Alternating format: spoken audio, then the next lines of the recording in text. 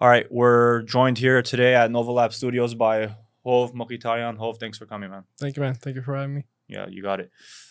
So let's talk about what you're doing right now, where you're at. Yeah. With work. Yeah, work-wise, I work at 310 Nutrition, 310 Nutrition, as a head of product there. And then side gig-wise, I have a couple of projects. I have some Shopify apps, and I also have a mobile app. You said a Shopify app? Yeah. What is it? So Shopify has its own So apps? Shopify is the e-commerce kind of platform, Uh-huh. and it's also the e-commerce platform that the company I'm at is using. Mhm. And Shopify apps are just ways to it's a plugin for the e-commerce app, like a WordPress plugin. It's similar to that. Okay. How long have you been where you're working now? It's been, I think, 3 or 4 years. 3 or 4 years. Yeah. And did you start head of product? No, I started as a designer, developer, kind of like doing a little bit of both. I still do a little bit of both, but the team has grown. I have a few developers and designer as well. And the head of product is kind of like the title doesn't mean much. Like, I'm still doing a lot of the things that I started, there doing. But we have a team. I just lead the e-commerce side of it. From when you started until now, how much has the team grown? Like, what was it? What was the size before, and what is it now? I think the whole company was probably like 60-ish. Already, like when you started? Yeah, when I started 3 years ago, and now it's like 100 something. In a few years, that's pretty decent growth. Yeah. They're not based here though, right? The headquarters in Vegas? The Vegas is the headquarters where the company's at, but we also have an LA office and a Tennessee office. That's where our warehouse is. Oh, the warehouse. Vegas mostly is customer service. Okay. And where the company is registered at, and then LA we have marketing, development, and all that. Also, more of the employees you would say are in LA. Overall, no, it's probably like 30 in LA, maybe 20-ish in Vegas. And then we have Tennessee warehouse. Workers. Yeah. And then we have a Philippines customer service as well. Oh, okay. So the Shopify thing, have you done any, where you're working now, have you done anything on the Shopify end there to optimize or anything like that? Yeah, that's like an everyday thing at this point. Like in the beginning when I started, I didn't have Shopify experience, but I had other like language experience, at least like PHP and JavaScript and all that. And Shopify's language isn't too hard to get into. So, it's a daily thing to optimize, launch new products, new marketing initiatives. That company is going up, Shopify, I think. Yeah, when I joined, at least stock-wise, when I joined, it was like 120 something, or probably less. Yeah. Now it's 1,000. Yeah. They're the one that I sold way early. Now I'm just I stare at it. I don't get into it. Do you remember what you got it at? I think I got it like 90-ish, and then sold at 120, I think. But like I was trying to do like like swing trading. I was like, okay, I'm gonna get really smart and do swing trading, and then I sold it. And then it never went down. Like it was doing like 5% up and down like every few weeks. I was like, okay, I got the pattern down, and then I sold it, and then it just kept going up. They're the one that's out of Canada, right? Yeah. It's I'm trying to remember, where did I read it? I was reading like an article about like stocks to keep an eye on or something. This was like a few months ago, and I think since then it's gone up like $200 or something. Yeah. Especially now. Yeah, when like March it crashed just like normal. I think everything was the lowest like March 16th or 17th. And then from then on everything went up. And a lot of it is speculative, like of course things are going to shift to digital, and it has. I don't know like if the value increase is worth it or not, like or real. Right. But some of it is speculative, some of it is real. And with our company, at least at 310 Nutrition, we saw it's kind of like died down now. Like the biggest kind of crazy day was the stimulus package when the $1,200 or whatever people started getting that check. And I think there was like a week where everybody started getting it. We saw an increase of like all our marketing just got a lot better. And it was like with ours, we sell shakes and supplements, like weight loss products, which kind of are like necessity stuff, right? Like, or at least like it's a food item that somebody, might want to lose weight or sure. Like if they are into it, it's a consumable good. But my wife, she works at like a fashion place, and they sell like yoga clothes and shoes to go out. No one's going out, but still, when the stimulus check hit, everybody just went online and shopped. Yeah, the company I work for is the same thing. One of my friends, at that department that sees like the e-commerce sales told me, he's like, dude, the day they distributed that, it went up. And if that doesn't show that if you give disposable free money, people will just spend it on something else. And probably Robinhood too at the same time. You know, the number of people going into it. It's kind of, I mean, it's great for our business, and it was great for all the e-commerce businesses, but it kind of gives a little like shows a little signal of like where people's like money is going, and like how, you know, someone might prioritize their income. Yeah, exactly. Do you guys have any physical locations? No, we're looking into it. We were opening a West Hollywood store, or like a shop, like a shake shop, like a Jamba Juice type of thing. Okay. It was supposed to be open like in April-ish, but things have kind of like paused there. We're still looking into it. I think the main holdup is like contracts, or you know, trying to build out the kitchen and all that in that store. And then once we open, you know, we're not gonna get that many physical like walk-ins or anything. So we're gonna try to get like in-store pickup in there, online ordering. We do have some of our customers that are in that area, the West Hollywood area, so that might work out. And we're looking into a Vegas office, not office, but like location. Yeah. So you kind of touched on it. So what else does the company do? Like that's like the main stuff they sell is like the shakes. Yeah, and, like, it started as the shakes because you know, that was a market that was really big, and it still is. And we've expanded to supplements, like little lemonade hydrant. Like if you look at hydrant, like it's potion that not potion, but like potion. Yeah, it is. Yeah, but like basically powder that you you know, mix into water or whatever to enhance it. So we have. So the shakes that you're saying, is it like the powder, like the protein powder? Yeah, type stuff? yeah. Okay. Yeah. Yeah, we don't sell like the already mixed in. Right. It's just powder. Yeah. Okay, so that's what you're doing now. It's like kind of backpedal. So you went to CSUN. Yeah. What did you do there? Computer engineering. You did computer engineering. Yeah. And I think when we were talking before, you're like, I couldn't find a job. Yeah, it took me a year to find a job. After graduating. After graduating, 9 months probably, 9 or 10 months. And the job I got was for web design, graphic design, loosely correlated, like related with what I was studying at CSUN, but not really. Like computer engineering is half electrical engineering, you know, drawing out circuits or designing circuits and doing some like actual physical electrical work. And then half of it is like computer, like coding, so computer science. It was a hybrid of it. I didn't get really good at the electrical engineering part of it. So and the main thing, I guess, it was I guess I had goals that were not really practical. Like I wanted to be this like engineer, go into aerospace and like, you know, engineer aircraft or whatever. And I would apply to like aerospace, you know, companies, Lockheed and Martin and all that, and Northrop Grumman, I think.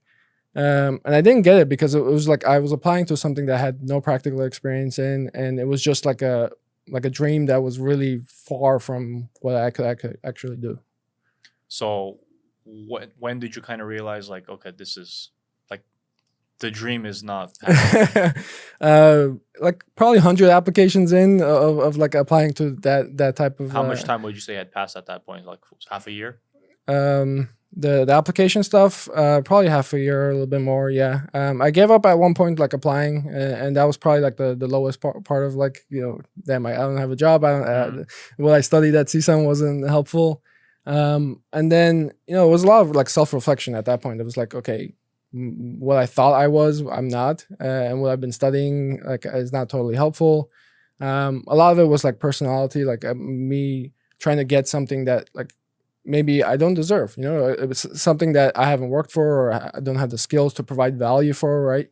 You know, you don't just get into engineering and just start creating aircraft or working on that type of science without all like putting the work in and actually providing value to that company. So it was mostly a lesson of okay, I gotta provide value to somebody. That's how you really just get a job, is you show that you can provide value to somebody more than what you're getting paid for. And so once I understood that, and then also understood that like I didn't not low, I don't know if maybe it was lowering the standard of like, okay, where do I start? What am I good at? And trying to you know, evaluate what I was actually good at. And that was web design. I had like a lot of practical experience in that. Bring your mic closer. Yeah, that was a very robotic sound. So, damn it, that thing threw me off. Nice one, Andrew. I think What was I gonna ask? Now I have to. Like a backpedal, I guess. No, practical stuff. Oh no. So what I was gonna ask was so you obviously you had to like come to terms with the fact that this isn't really plausible anymore. Yeah. So are you at that point, like you said, you kind of touched that you were like, you realized like, oh man, but were you like really down about it, or were you more like, okay, love, let me try and figure out a way to pivot? I was down, but not about getting the job. I guess me not being able to find the job or finding success was mostly like my own, like me inhibiting myself of my attitude towards life, towards other people. I always kind of had like this very concrete ego of like, these are my thoughts. This is what's true. I was very like into science, very into atheism at the time. And so I think, like right around where I was maybe 12, the senior year of college, I got very into atheism, very sciencey, and it's probably started in high school. I think it started when I was like trying to read about science, astrophysics, and all that. And that had to be broken, like that mold of, okay, this is the truth, and I'm gonna try to spread it to everybody, and I'm gonna be who I want to be, and trying to create like some sort of image for myself. That had to be broken, I think, before I got any success. What kind of drove you to like look at the science stuff? To like, they started like reading about all that. I think it was just a general curiosity. I think the first book was like this guy named Michio Kaku, I think his name is, and it was about like, you know, science of the impossible or something, I think the book was called. It was just a general pickup of the book. You know, I got into it and I'm like, okay, this all makes sense. Very like rational thinking about it. But you randomly just like heard about it, or you saw it and you're like, let me I think it was just like on Amazon. I was going okay. through and looking at science or like physics. It was probably triggered by, you know, I really like physics in high school. The physics class I was pretty good at. At least like the Newtonian, not like the physical physics. I think there's like one with electrons and all that, and one with physical. I was really good at that. So I just picked it up out of curiosity, and then that led to a lot of things of like questioning Christianity, questioning this and that, because the more I got into the science of it, I'm like, okay, this makes sense. This I can touch. This I can like, you know, with equations explain away. But then there's this thing that like this Christianity that I've kind of been given, or I would wear a cross, that I didn't really understand, and I probably don't understand to the point that I can. But I was just accepting it, and now with the science in my hand, with this like power of like science to explain away everything, I was like, okay, this is a path that I can see. Okay, I can explain everything in the world. I can explain my life away, and religion can't, because God I can't really touch. Jesus I don't really know, and so these were really at the time really distant things for me. That were just ideas that I kind of accepted, and I didn't understand. So at that point, I was like, okay, let me just trash all this religion stuff. I'm going to go into atheism. I'm going to go into the science, because that seems to be rational and it makes sense. And this was, you said during high school? That started in high school, I think. It got definitely magnified until like senior year-ish, until after I graduated in college. Through senior year of college? Yeah, so like at least 4 or 5 years of like intense going So what snapped it? Huh? Did something snap you out of it, or are you still would you say still kind of along that? No, I'm not in that anymore.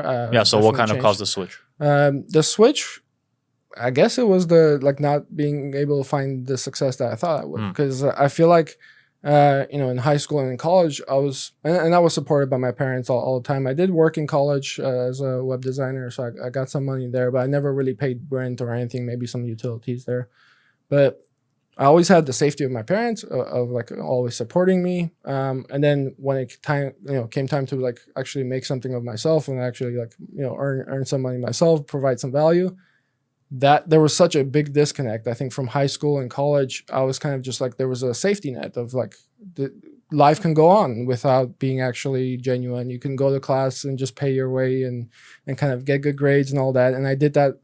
Through college, it was like I had like close to a 4-point-something GPA. It doesn't really mean much to me now, but at that time, I was like, okay, this is my world. I'm gonna get good grades. I'm gonna get through it. But then after I graduated, it was just like this the safety net went away, I had to actually, come up with some stuff, like I actually move my life forward. And then also there was this expectation of, okay, I gotta find a wife, I gotta make kids, I gotta do all this stuff. And so that felt like a ticking time bomb for me. I was like, okay, the deadlines are coming, which I don't totally feel like that's a thing, but at least I had that pressure. And then also being at home and not really having the job there. And also through high school and through college, because I had that mindset of like atheism and this is my way and forget about whatever you're saying. Because of that, I drove a lot of my friends kind of away, and a lot of people, I lost the sensitivity when I meet someone new. I don't have a curiosity about them because it's all about, let me find something that, is negative about them and try to attack it and show them that, this is how they grow. And because I thought that's how you actually help people, but it wasn't. It just drove a lot of people. And at that point, I don't know if there was a switch, like an instant switch, but it was all this stuff, like reflecting on it and trying to figure out, okay, why am I here? Why am I at home at this age and after college and not being able to do, things I enjoy or provide value to a company or anything like that. So that pressure that you were mentioning, where you realized like, okay, I've graduated, but I need to kind of get going. For you specifically, did you find that to be like a healthy pressure? Like without it, you maybe not have gotten the kickstart that you needed, or was it like an unbearable amount for you, where you're like, this just sucks? I don't know. I can't tell without it what could have happened. It could have been good, at the end of the day. Like I can't say like I know the podcast is called Fork Road and stuff, but you never see the other road. Whatever. But you don't know where it's gonna lead you. Yeah, and I can imagine that maybe without that pressure, probably would have been worse. Like not having any expectation of like, okay, this is at least have some expectation, right? Like now just say like, go ahead and do whatever you want. Yeah, that's because it's just some people thrive under those kind of situations. Like their mind just kind of works. Yeah.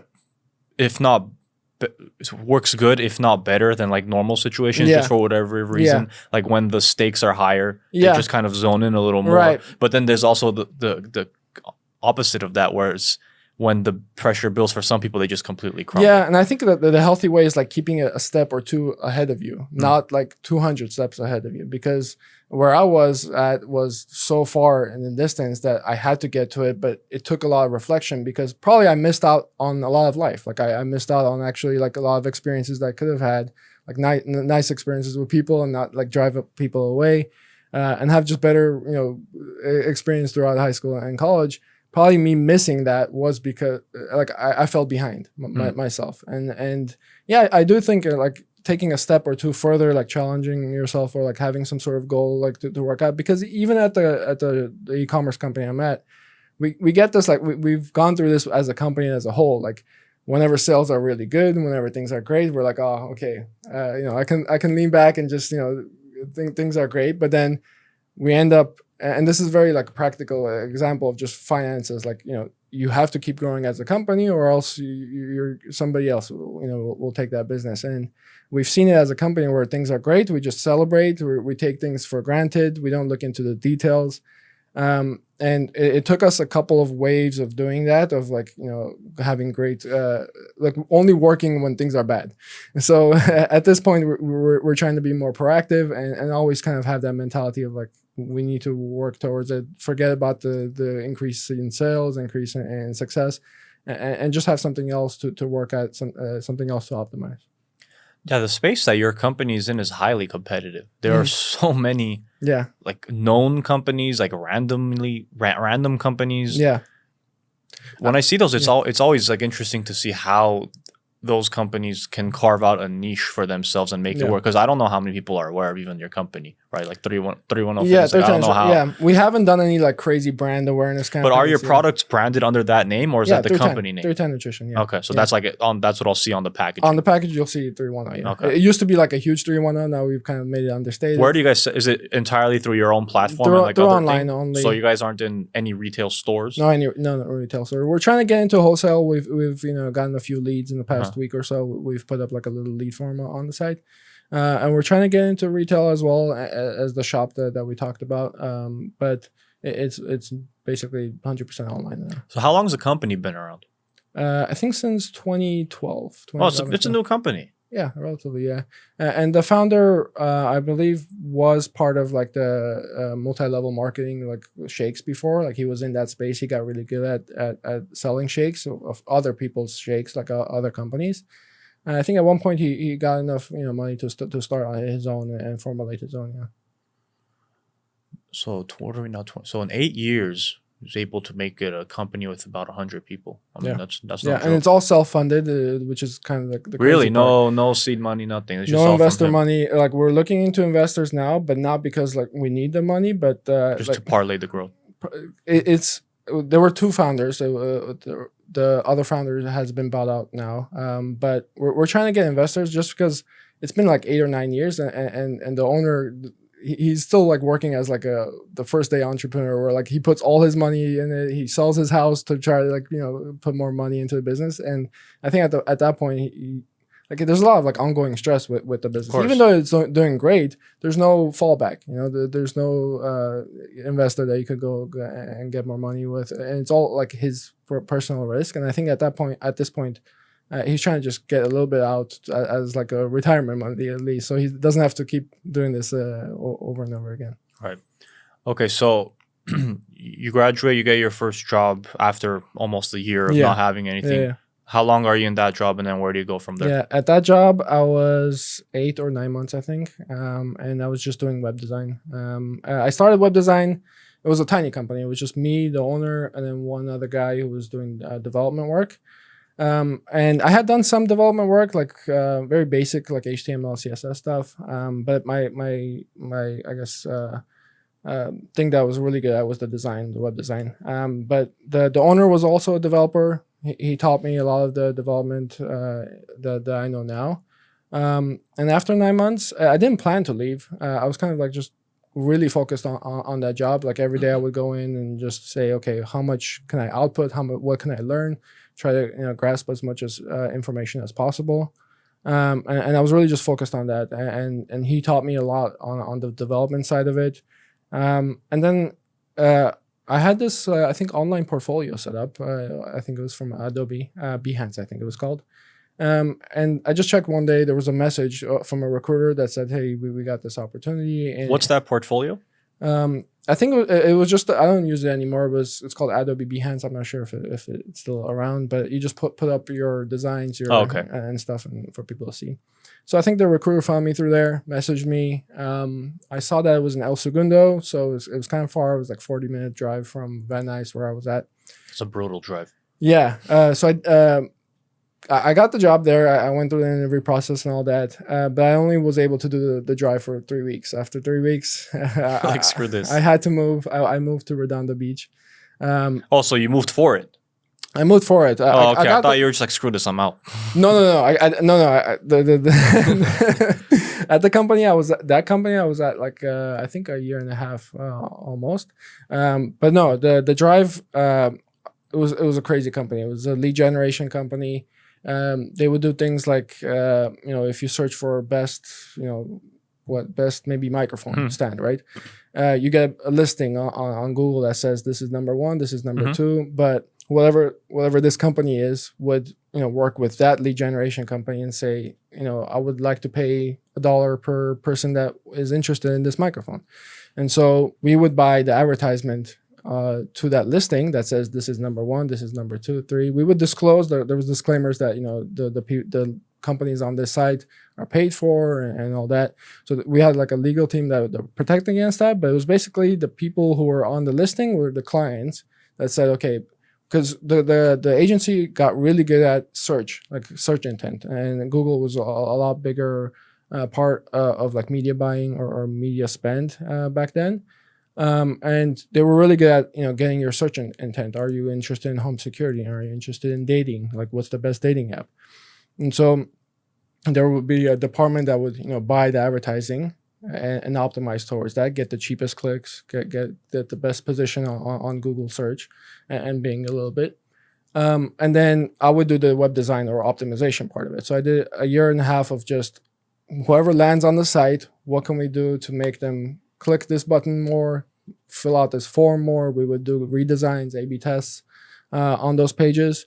And it was about every day, maybe like 2 landing pages we would design, get it out to development. And that company at the time was, I think, 100 or 200 people. It was a 2-story building, but it was very like well-tuned, like fine-tuned company where we had this department of buying search, just traffic on the site. There's these designers that look at the data and try to come up with new ideas. We would design, the developers would develop the forms and all that. We would get leads. And then play around with the positions and new contracts with new companies and new verticals as well. Verticals meaning like this is the microphone space and this is the desk space or whatever. And so I did that for a year and a half. And I met my wife there. She was one of the people who were buying the search ads. And I did that drive for about 3 weeks. And it was I would wake up at like 5:30, I think. Just to beat out the it was kind of cool. I don't see what's cool about this. I wake up at 5:30, beat the traffic, get to El Segundo at 6 a.m. I think I would have Noah's Bagels almost every day because that was the only place. That part's cool. That part. So I got really into Noah's Bagels. I got the teas and the coffee every morning and then bagels there. And I would go into because the office wouldn't open up until like 8 or 9. So I would go to the ocean, just reflect a little bit, eat my bagel, get my tea in. It's an interesting start to your day then. Yeah, and by 8 or 9, the office was open. I didn't have a key at that point, so I was just waiting until the first person was there. I think the CFO was the first person there, and luckily they had a shower there, so I would go, get my day started. It's a nice setup. Get my breakfast, get my shower, and then I would wait after. After like 6-ish, when we're done with work, I would wait until the traffic dies down because the traffic would be like an hour and a half if you left at 6. What does waiting mean? What are you doing? Dinner, waiting, like walking around exploring. Every day, this is what you're doing for 3 weeks. Yeah, that's only 3 weeks, but still. Yeah. So then that's what you were probably like. All right, I gotta. After 3 weeks of Noah's Bagels and dinner at like El Segundo, it was just like, okay, where is this going? I can't do this every day because I would go home at like 9-ish. Oh, right. Like I would be home at 9. Wake up at 5. Have 5:30. some sort, like if I didn't eat, have dinner or whatever, and watch some TV with parents, and then I would sleep at 10:30 and wake up at 5:30. But it was so worth it. Like it was this. I went from this small business where we were setting up, sites for very small business, like small clients, that you would just like create the site and that's it, and business is done, right? But then this new company that does lead generation, there was this whole new world for me where you have all this huge traffic coming in, and it's not just a one and done type of thing. It's just like overall optimizing, and I had so much to learn from other people, and that I think drove me to I was really new to the kind of the corporate world, to a bigger company, and that learning at least opportunity for me was the thing that kept me going back. So when you moved for that job, was that like your first time living on your own? Yeah. How was that experience for you? A lot of Trader Joe's dinners too. Those are good. Yeah, it was good. It was just like very again, bagels and stuff. I didn't know how to cook. I learned how to cook steak. I guess that was cool. I was sharing it was a 4-bedroom. I think we had three roommates, so I wasn't living on my own. I mean, on my own, but with 3 other people. It was very freeing. It was after work I could just do whatever. What's on the agenda? I have no idea. So that was really eye opening for me. As my parents were great. Like everything they've provided were great, and I think I needed that extreme of let me get away, let me see what life has to offer on my own. And I'm glad I did, because I met my wife at that company, and I can't tell you like when and how everything happened. Just things happened to me, and I just it's hard to pinpoint it. Yeah. Yeah, the living on your own experience is great. Now I don't know about having 3 other people. I don't know if I'd be able to do that, but it still is a good experience having done it myself. Okay, so that's that place. What's next? Where'd you go next? So 310 is the next one. So where you are now is the next one. Okay. After I graduated, 9 months of nothing, and then 9 or 10 months of that small business, and then the lead generation company for a year and a half, and then 3 or 4 years. So that was the first 2. It's, I guess, relatively short. Yeah, it feels like it's going. There's more to learn. I got the first time I quit or moved. I didn't really have that sensitivity, but now it's like, how much more is there to learn here? And growth to me isn't like title growth. Like, let me get my title up or salary up or anything. That's important as well. There needs to be room, I guess, room for growth there. But how many more things is my day-to-day becoming routine, or have I kind of milked everything I can at this company? And about a year into the lead generation company, it was kind of like the same. The company was at a stage where, they had these departments already like laid out. They knew everybody. It was such a well-oiled machine, and a kind of relatively simple business where it's just like, get a bunch of traffic in, optimize it, and charge the clients, and that's it. And because of that, it was very rigid, and it was understandably rigid. It doesn't need to move if it works, right? And so the design team, like, I tried doing other things there, like try to do the development work there, but because they have like dedicated resources that are people just doing development work, you can't really provide the equal value, right? Like, if you split your day of doing design work and development work at a company like that, where things are moving super fast, you could only do one thing. Like, you could do the design. And my wife had a similar experience where it's just, you're buying media and your day-to-day is just, optimizing media. And within that company, it's really tough to grow into something else. So, after a year of just, okay, I got all my learnings, let me try to look elsewhere. And now I have that sensitivity. And at this company, at 310 Nutrition, the owner is really personable, like very direct, never hides his feelings, never hides his intentions. And so I've gotten to a point where, okay, I don't see a roadblock yet. I don't see the end of the road for me to start looking at elsewhere. And there's so many other things within a company that is valuable to me, at least. And I think there should maybe to other people as well, is the personal, like, the people there are so important that you yes, you might have a salary that's higher somewhere else. You might have opportunities somewhere else, but recreating that world of like every day being around these people, being free to like say what you want to say. We got to a point at 310 Nutrition where we've kind of don't have any politics anymore. There isn't. You don't have to watch what you say, or like go into a meeting and have an agenda of some sort, and then someone says something that doesn't necessarily make sense. We're very open of like, calling each other out and moving towards something. And so, and I see that in other companies where, you have meetings, but then people are using like very buzzwords and things that are like passive aggressive stuff. Yeah. And these are like normal tendencies like that we don't let be. A lot of times the buzzword stuff is a lot like laziness and not want to get into the details. I think if you use buzzwords, if you use like, let me think about that, let me let's schedule a meeting next week type of thing. A lot of it is kind of like your own I guess hesitation to go into something in detail, right? Or if you're in charge of some department, so let's say you're in charge of the finance department, if somebody brings a question about it, if you look at it in a way where this person is questioning my department or questioning my role, you get a little defensive. But if you don't have that mindset of, yes, I have a title, but I don't, this is not me. This is not my ego that someone's attacking. If you look at it very objectively, it's really nice. And we've gotten to the point where like we don't have any politics, and it's really nice being there. I mean, it's nice to have that, but it's honestly pretty. It seems like that's not a common thing to have, which is unfortunate, where you can just kind of feel comfortable to speak as you would normally at the workplace. Yeah. But for a lot of people now, it's because of the politics. It's especially the bigger the company gets, the more of it there is. But the bigger the opportunity, I think that kind of like excites me. Like if I were to think of myself like going into another company, like a huge company, let's say Microsoft or whatever. I'm not sure if there's any politics in Microsoft, but I'm just using it as an example.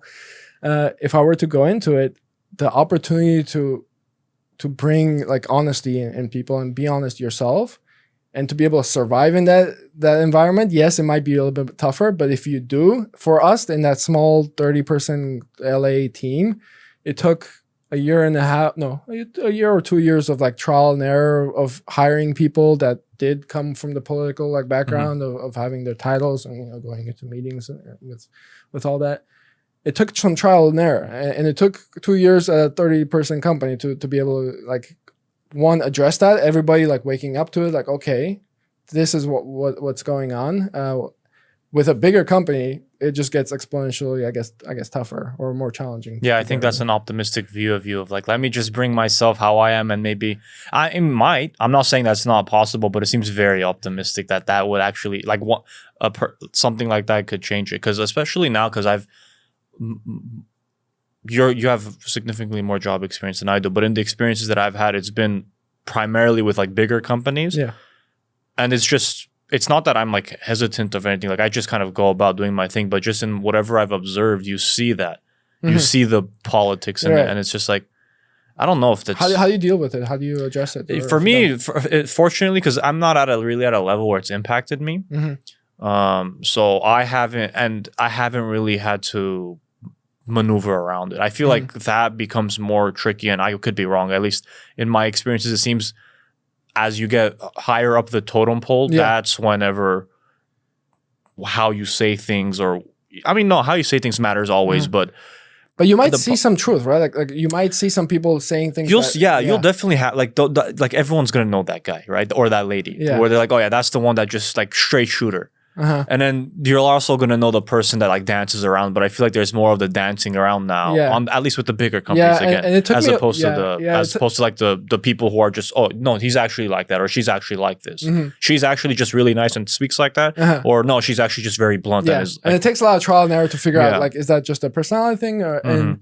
But if you do identify like in yourself, you kind of like after seeing someone in different scenarios and kind of like piecing the things together, because I think normally you just give them, benefit of the doubt. Okay, whatever. Like, they might be nervous about it or something, and that's why they're speaking that way.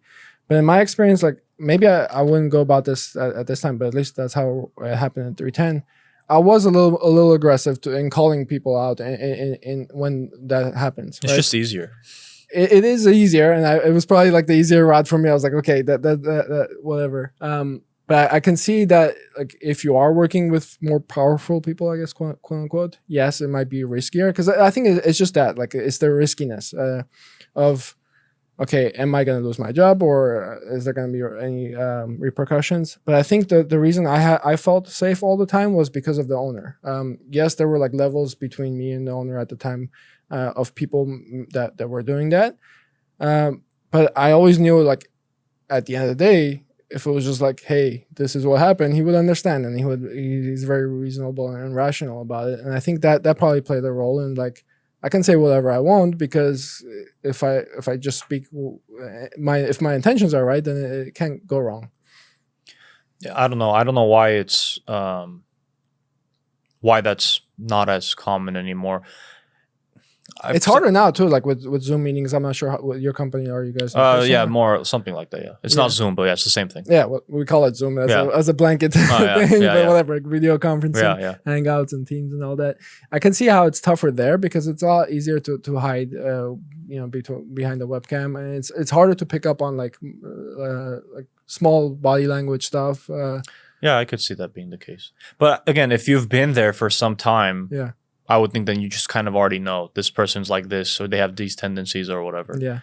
But it's usually that, like, that person, like, you could help them in different ways. So there's a reason why they're doing that. Usually it's insecurity, or they're trying to protect their title. Yeah, but that's a tricky thing too when it comes to like helping people. It's like, well, at what point am I in the position to, like, do I need to? It's like, yeah, it's like, it might, like, even then, like, because I've always been, I was always in that boat of like, okay, well, if someone sucks at this, then I'm gonna tell them they suck at this, and I'll tell them like maybe if something I can help with, and this is how. Well, there's two different things. One is like lacking the experience, I guess, expertise to do something, and then I have seen an example of this. I'm not sure if you've seen it too. Is somebody like realizes they're not fit for it, or or they sign themselves up for a project. And I used to do this a lot, like in high school and like early colleges when I used to do like contract work for web design. I would sign myself up for projects that I knew I couldn't do. Like I've never done it before, and it's like way over my head. Like I'll figure it out, you know, like whatever. It's cool. Like you want to do this, this, and this, connect like 5 million dots and get something going. I didn't have the expertise to do it, but I would say yes, and then like the trouble starts there. But I think I've seen it in different levels in people is that one, they say, yes, I can do this. And then they never ask for help. They never say, oh, I've gone a little bit too much than I can handle. And then it gets harder and harder the more you go as a career, like throughout your career. So if I've seen this in two different people, but in two different stages in their corporate, I guess, life, if you want to call it. One was a little bit earlier. She would do things day to day, like, yeah, I can do that. And then would go off and not really do anything and not ask for help.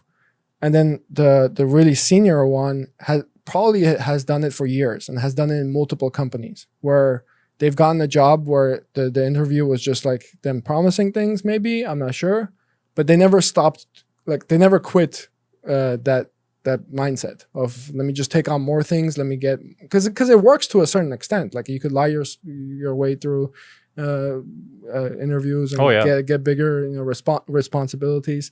But responsibility to me is like the ability to respond to situation. It's not the bigger your team or the bigger your salary or whatever. That's not really responsibility. It's like what can you actually take care of?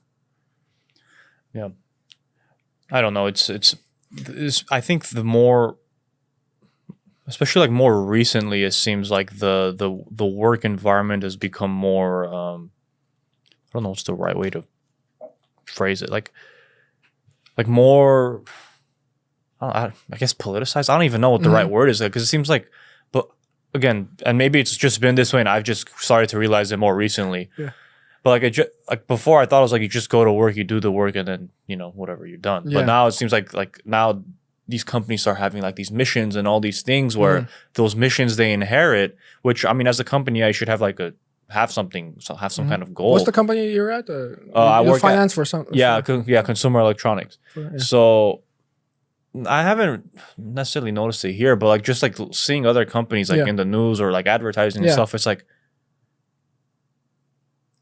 to an extent, again, I get it, but I feel like internally, so externally as like a consumer, you might see it one way. You're like, okay, it's this. Are you talking about like PR moves? Stuff like that, yeah.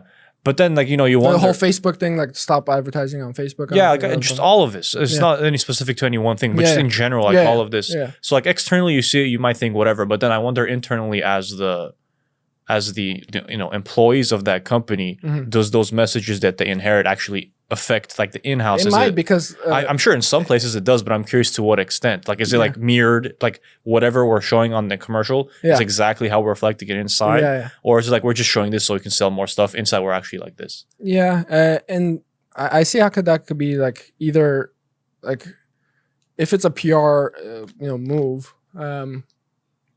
It's tough, and at 310, like we've kind of shied away from having a mission statement or some sort of like thing. Okay, this is our position in the world, and this is what we're standing for. Because it's like, who cares too? Yeah, like, I mean, I'm sure there's people, because that's like any business project in school. Yeah, when you're doing like your own small business, they always make you do it. What's your mission and vision? Like, make sure you put that. Like, dude, who cares? Yeah, like I'm sure maybe not who cares. Some people care. Like maybe at some point, people only if you get to like a crazy thing where like your image matters and like you have to actually protect that image, and then even at that point, like isn't it better to just? But who's like looking at a company's message when they're shopping? Unless you're like plastering it on your walls as I'm entering. Like I don't care what Ralph's slogan is. Like, do you guys have potatoes or not? Yeah, like, I don't care about the rest. Yeah. And you know, I don't know. Other people again, they might be like, no, you know, I want to work with. I'm sure actually. I know it's like this. It's like, no, I want to go to shop at this specific place because I know that they. I think there's a certain set of. And I feel like that's grown more now. I don't know why or how, but and that's fine. Whatever. I'm not saying it's right or wrong, but whatever. That seems more prevalent now. But I feel like in general, people are like, if you go to someone like, hey, don't go there because like their mission statement, like it's outdated. It's like, no, I don't care. I just want a burger. I don't know if it was the COVID thing or people like, what have you thought about like why so fast people care about like so quickly? No, this was before COVID. At least for me, it seems like this has been what drove it. I don't know. I don't think it's a malicious thing like on the consumer end because I don't think it's a bad thing to say. Good. Like like if you hear, hey, this company like with every purchase, you know, like Tom's, like every purchase they give shoes to, like, okay, that's not a bad thing, obviously. So it's like, okay, you know what, I'm going to go out of my way to shop there because I like that. That's fine. Like, it's not a bad thing. Yeah. But again, I just think it's like the majority of people, I think, couldn't care less. So I feel like it's very niche what you're doing. And maybe that's what they want. Maybe they want that type of person to come and conduct business there. I don't know. But like the type of person I just like, I'm like, dude, I don't care. Like, I just want whatever I'm getting. Right. And if, you know, if that means the closer one has it. Yeah. And that's healthy, right? That's a healthy, I feel like a healthy way to judge things is like, okay, is it good for me or is it bad for me? Like, and yeah, it's that line, like is it the responsibility of a brand or a company to stand for something? Is it like, where do you stop? Or do you go into the political realm? Like NBA teams are bringing political and everything's just like all the I guess divides are kind of meshing together. If anything, I feel like because it's funny you brought up the NBA thing. I feel like the more that happens, like the more of those outside things you inherit. Yeah. More whatever. I'm not one like whatever slant the message leans towards. I feel like the more of that you bring in, then the more you'll ostracize the other side. Right. And whether it stops it be the conversation. I feel like it doesn't invite conversation. And you might like kind of turn people away too. Like it's like, okay, I'm watching. At least for me, any sport, I don't care. Again, I don't care if it's a left leaning message or right leaning, a middle. Like if I watch the sport, I just want to watch the sport. Yeah. Like even when I see advertisers, I'm like, ugh. So it's like if I'm seeing like a political message, it's like, dude, come on here. Yeah. And I feel like again, I think I get what you're getting at is, I feel like we're in such a hurry to stand for something or brands or what people, everybody kind of. But it comes off as disingenuous. So it's like, dude, yesterday that slogan wasn't there. Now all of a sudden something happens. Now the slogan's there. It's like, dude, I'm not saying you don't care, but you didn't care as much the other day. Well, all of a sudden this is like, oh, let's just make sure that people don't think we're against it. It's like, just do your thing, man. And it works both in a big scale with companies and in countries and in people as well. I think it starts with people though, individuals. Like you yourself can inherit those ideas as well. Like I stand for this, and this, and that's where the position I was at too. Like 8-ish years ago is, I would accept things as myself, and then I would push as much as possible. I am for this, and this. If you're not, let's talk about it. Let's argue about it. Not let's discuss it. Let me tell you why you should. Right. And I think it comes from the desire whenever you learn something new or are aware of something new. I think I at least have a kind of like innate desire to share it. Yeah. Like if I find something coming to me that says, okay, this is beneficial to me, it might be beneficial to others. It's great to not be racist, right? Yeah. Like no one's going to deny it. But I think it's the one impatience to actually like to share that with people. And also the medium too. And this is where it gets into like what is love and what is actually sharing good ideas. And to me, when I look back, like love and hate were really coming from the same place, because I would learn something new.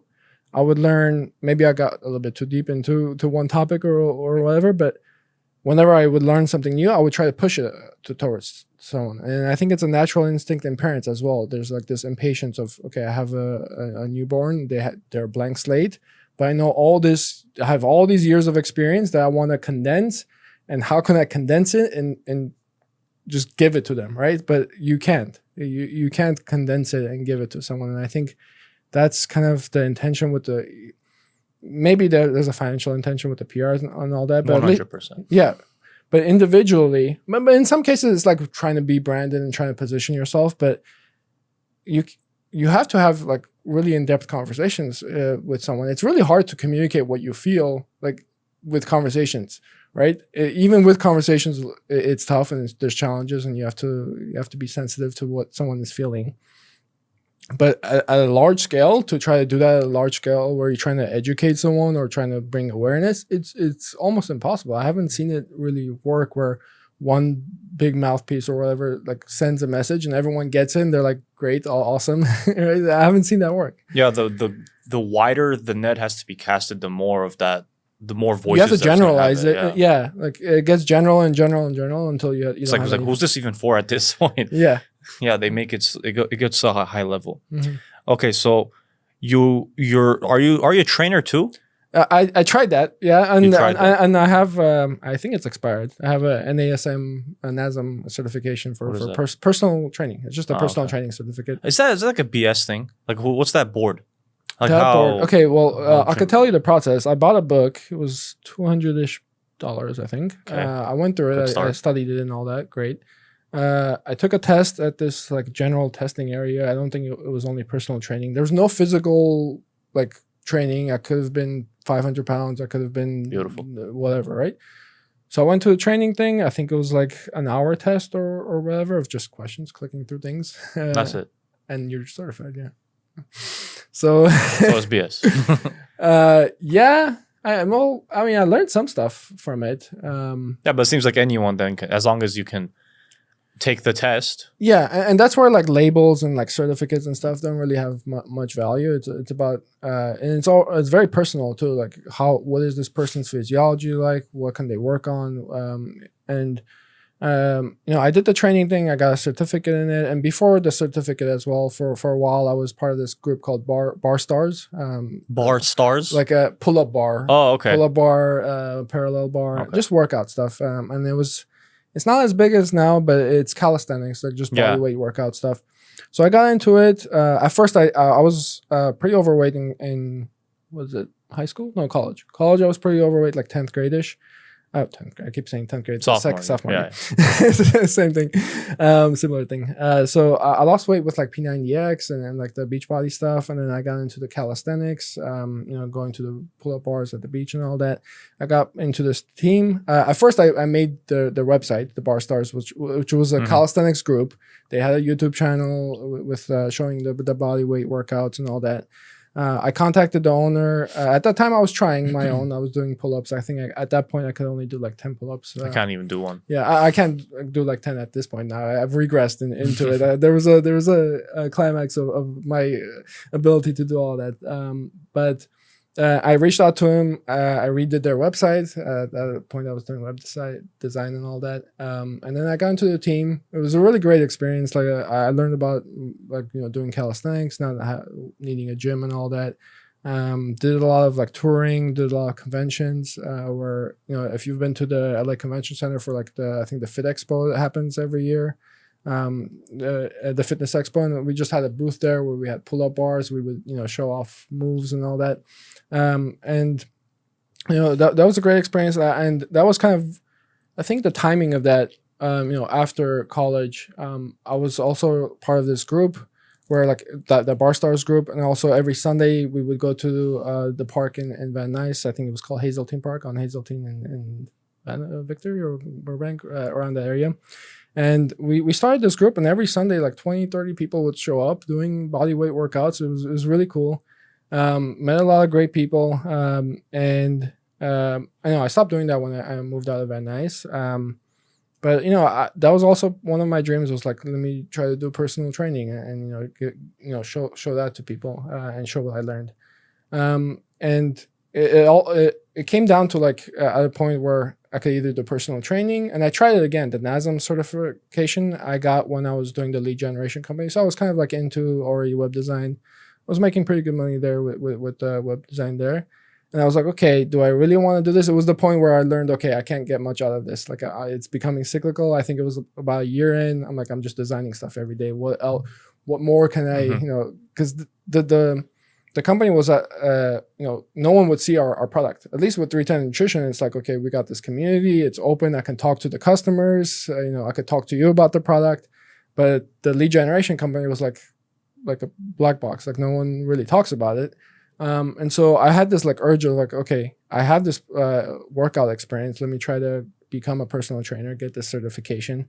The avenues for me was either, you know, I had a few clients. I did like, you know, personal training in Van Nuys or in the Valley. But I was trying to get into like Equinox, into the gyms, went into 24-hour fitness. I had like the calls and stuff. And I had a choice there where, okay, I could go into the gyms and become a personal trainer, but they basically asked for like 20 hours at least a week of just going there. And it ended up where it was another fork road for me. It's like, okay, do I keep doing web design stuff or I go into personal training? And the reason I didn't take it was the route that I saw through the gym was like years of just trying to be a salesman and trying to be, you know, a personal trainer in there. Okay, after a few years, I'm still making like 40K or whatever at the gym. And if I get really good, yes, there's always a path. There's a pathway to it in any industry. What are they paying the trainers, by the way, at like 24 and stuff? Are they getting like minimum? I don't remember. I think like at least when you first start, it's a lot of just walking around at the gym, and you don't necessarily they don't just hand you you know, personal training clients. They're like, okay, I don't know if you've ever signed up for 24-hour fitness or whatever. I'm not sure if they always push. They're like, oh, they're like, let me get a free session. Yes, the free session is the sales meeting between you and the personal trainer. And yes, it's free and all that, but that's how the avenue for the personal trainers to sign someone up. And it's not guaranteed. Like you might be working not like minimum or whatever it is, and then the commission or whatever starts with. Oh, so you do get a commission off of the. I think so. If you meet your group sessions or personal trainings, I never really got into it to see what the structure was, but I'm assuming for much of the time you're not doing much other than trying to sell yourself. So you're done with that for now, or for now, it's coming back. It's kind of crazy. Like my intentions of like, you know, doing personal training and all that is coming back with 310 Nutrition. We're working on a streaming platform for. You know, we're the customers that we have are mainly people just want to get, you know, into better shape. And yes, it is through weight loss, and we do have meal replacement shakes. But just the general urge is to get into better shape.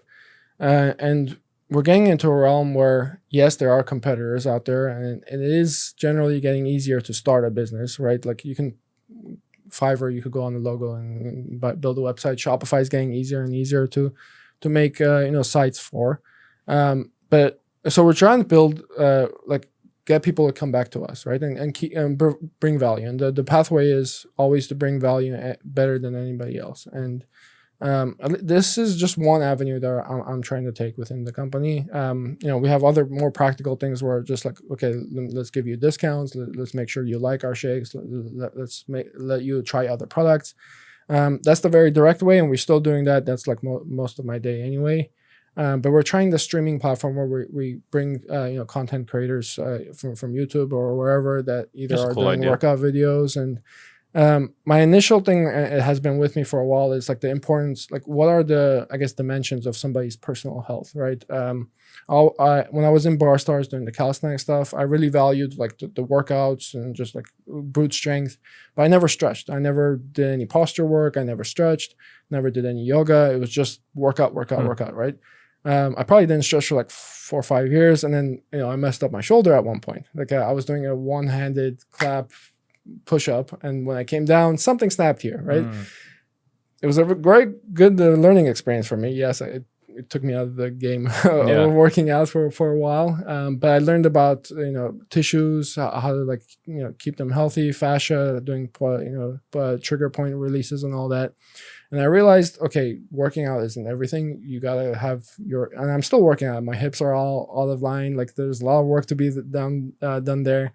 And so what I'm trying to bring back into 310 Nutrition, what that comes down to is, you know, you have working out, you have your diet, you have your, you know, posture work and stretching work, but then also the mental clarity part. I think I drew it out as like a pyramid where the foundation is your mental health, your mental clarity, doing meditations and all that. And then, yes, on top of that, you can layer in diet and then stretching and all that. And at the top, the cherry on top is the workout. And you can't just focus on the workout part. And in short term, it might like, increase your dopamine levels and all that. There's probably science behind that, doing that. And it did for me as well, like adrenaline and all that. Sure, that can all work. But that's all very short term stuff that you still have to like sleep at night with your thoughts, right? Like you still have to get your mental health in check. And so initially, we're trying to bring content creators that are just doing workouts, doing nutritional information.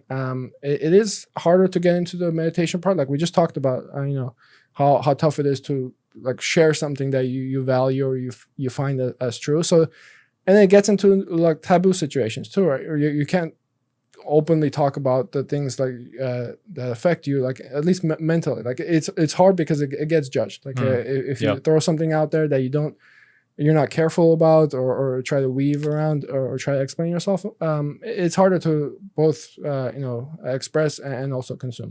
So we're trying to launch a streaming platform. We're probably like a weekend in development, probably a couple of weeks out before we can actually launch it. Nice. We've gotten a few content creators already, like fitness YouTubers. That who are some of them? Could you name them? Or they're not famous. So what we did was, okay, our platform is going to be free. It's we're not going to charge for it, at least for now. We're just testing out to see what our customers like. And so the YouTubers, I think one of them was Fitness with PJ. It was a very small YouTuber. No one you've heard of. Big. And the reason why we didn't do that was cheaper. Well, yes, it's cheaper, and we can get into a free relationship. It's a win-win too. They use your platform and you use their knowledge and platform, and then hopefully you can bolster each other together. And I realized we're looking for a very specific person where they do bring great value, like yourself, like you're starting this podcast, right? Like people like you, where you're at a point where you're just starting out your podcast, but you have a lot of value. Just because you have 1 million followers doesn't mean you're bringing that like genuine value. So we're looking for people who are likable, who are like open with themselves and actually sharing great things, but are kind of like new in their journey of like either on YouTube or wherever. That way they're open to the conversation with us, because if we could come up to a 1 million subscriber YouTuber and say, hey, you want to be on our platform for free? It's not really going to work out. So we're trying to get that win-win for both of us. So it's like small and medium YouTubers. How'd you guys find the people that you decided? I've been searching for, let's say, workout for women. I would sort by the uploaded this month, and then I would sort by views. Scroll down. Nice. Keep going page 5, page 7. Yeah, and then once I get to the point of like, it's been a month that they've got the video and they've only gotten like maybe 1,000 to 2,000 views, I'm like, okay, this is somebody that might listen to us. And then I look at some of their videos, how they talk to people. Are they sponsored by somebody else, or do they have some other agenda, or are they just like open with themselves and very clear? If I like the person, like the personality is nice, and I feel like people will connect, it's been pretty good. I think we've reached out to 20 or 30 people. We've gotten meetings with three of them already. Nice. Yeah, and it seems to be working. That's good. Yeah. Well, I hope that goes well. Okay, so we talked about like during when you were in college, wrapping up college, not being able to find a job. That's obviously not an ideal period of your life. That's a tough period to go through. Anything else for you that's been difficult, and how have you overcome it? Or would you say that was maybe the hardest one? The hardest thing is the ego thing. Like, fortunately, I didn't have any like external hardships of like no income. I didn't have income, but my parents were there, right? And we always had like cousin and family and whatever, that I always had that safety net. So in terms of like actual external hardship, I can't really like talk through it. It was all internal, and the more I'm seeing it, like I can't say, like I can't generalize it, but it's all the like things I do now or things I do today. They come like the value comes after. Like if I do something great, it's the whole karma thing and all that. But to me, it feels like if I provide value to people, if I express myself, and if I can at least share some joy with someone else, it feels almost like a guarantee, like that things are going to go smoothly. Like knock on wood. I don't know what like external factors are there, but it feels like I really feel like if I do things, and maybe it's just like a perspective thing. If there is a hardship, there's always a lesson around it, and I've seen that if I do ignore a lesson that's for me, that's ahead of me, if I ignore it, things do get worse. Things do, like, I get into a cycle of, okay, I'm trying to get to point B, but there's a lesson between point A and point B. And if I don't learn it, I'll never get there. And usually the key of like actually like growing or evolving is through being open and being open to new experiences. Definitely. Yeah. All right, Hov. Thank you very much. Appreciate this has been really fun. Time. Yeah, I'm glad you enjoyed it. Where can people find you? Do you want people to find you? If so, let us know. I guess Instagram would be cool. Okay. Not really active on it anymore, but if you want to connect, it's the LA Trainer at the LA We'll throw Trainer. It down there. Anything else? No, man. Thank you. Thank you. This has been great. Yeah, you got it. And then if you guys are at all interested to buy your health, check out 310 Nutrition. I'm sure there's something there for you. Thank you. All right, Hov. Thanks again, man. All right, brother.